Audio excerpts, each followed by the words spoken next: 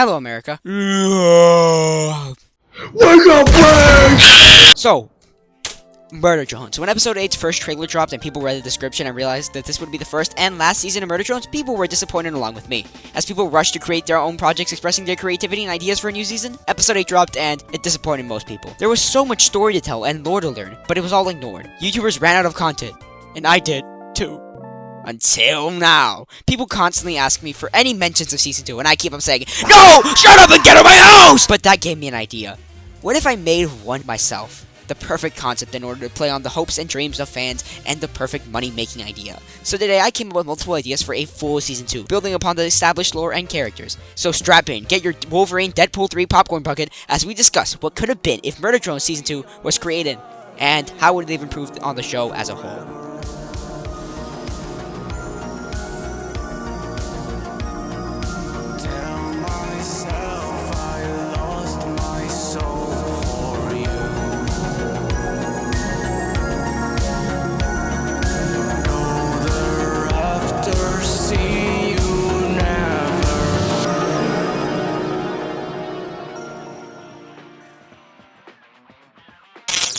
Okay, in order to create a Season 2, we need to address the problems with the initial Season 1 and how we can fix these problems with our own version of the season.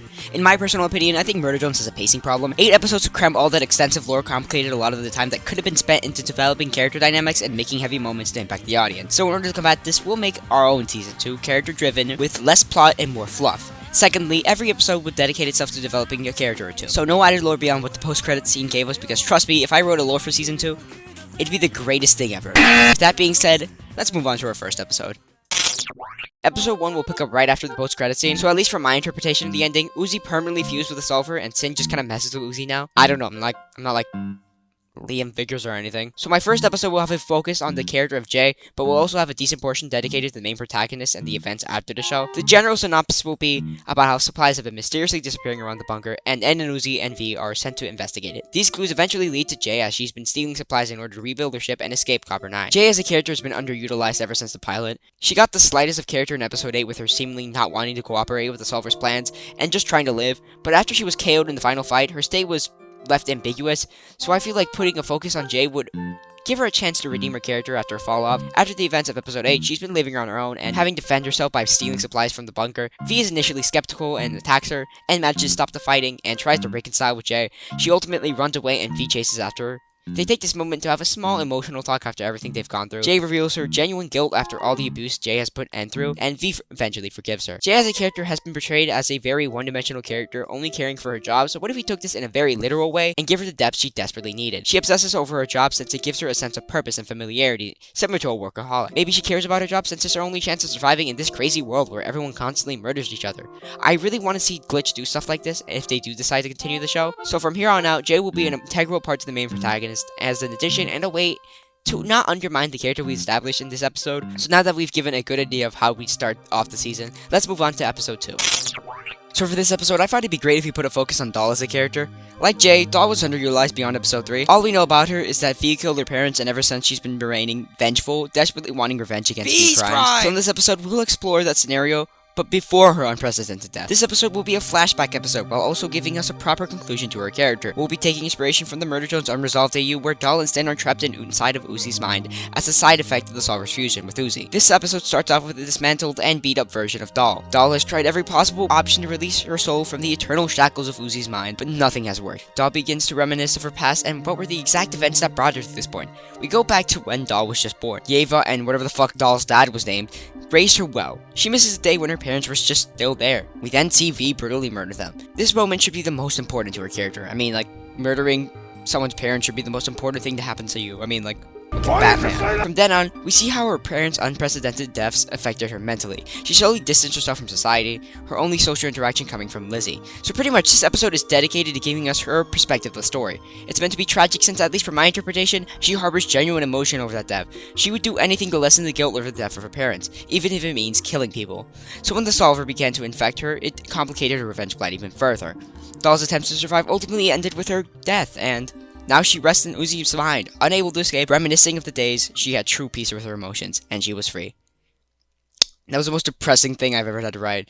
That has to be one of my favorite angst stories I've written, but like, I mean, I'm cool like that. Give me an applause, people. Woo!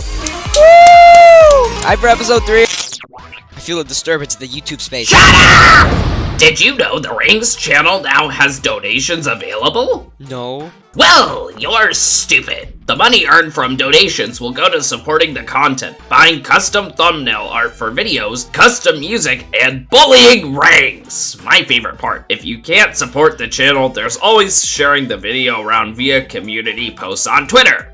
So donate, or else Renqz will die. Yeah! This is my personal favorite episode. This episode will focus on Sin, not the antagonist, but the original Sin, and also N, I guess. Before Sin was infected by the Solver, we never got to see this character before her death, so this will mostly be from my headcanons and ideas for her character. The general synopsis is N streaming and he has a flashback. Can't get more simpler than that. Maybe if you want to make it like angsty, we could say that his trauma from the days of the Alien Manor, and that's why he gets these nightmares often, but it's starting to seem like that's too much for today. So back to the synopsis. N starts to dream, and we go back to the days of when N didn't have to worry about the universe-eating monsters. Maybe we can explore how N and V's dynamics slowly shifted after their transformations into disassembly drones, or maybe we can get Tessa merch for once. But the main focus of the episode is Sin. From my interpretation, Sin is like a younger sibling. She likes to mess with her big brother with gentle love, unlike me and my siblings' escapades. What will you have after 500 years? It ends with N in a black void as Sin slowly approaches him. She's in the same situation as Doll, but somehow she seems to be a lot happier with her fate in contrast to Doll. She saw her brother grow to be an amazing person, and even when she's dead, she's still there, watching him. And yeah, that's the season. I might add to this in a part 2 whenever my creativity sparks up, but I'd like to have a message for the people who are watching this video. Most people my age are extremely anxious to express themselves. If you're ever nervous to show your true personality out in the wild, remember this. You can't be living life as a different person just for people to accept you as a person. And if they aren't, fuck them for saying otherwise. You have the capability to do so much with the time you have on this planet. And you should focus in on being the best version of yourself, regardless of what people think otherwise. Remember, because if you leave those ideals out of your head, you'll become the exact person you hated. Thanks for watching this. It's been a really fun video to make, and I'm thankful for the support. Now, with that emotional speech done, let's talk about what I'm going to do from the channel now on. No more weekly uploads. With how much fun this video was to make, I'm not going back unless I have like a long break from school. Secondly, more shorts so I can promote these longer videos. Thirdly, a slight apology. Making these videos with Season 2 in the title makes me feel like a scumbag that I just watched Ted shit, so like, sorry. Thanks for watching once again. Remember, donations are up for those who can afford it, and I'll see you in the next one. Thank you for Nightfall Afternoon for sending me $2 worth in donations. Thank you so much. My mama's kinda homeless. But I say that, whatever. Continue the outro.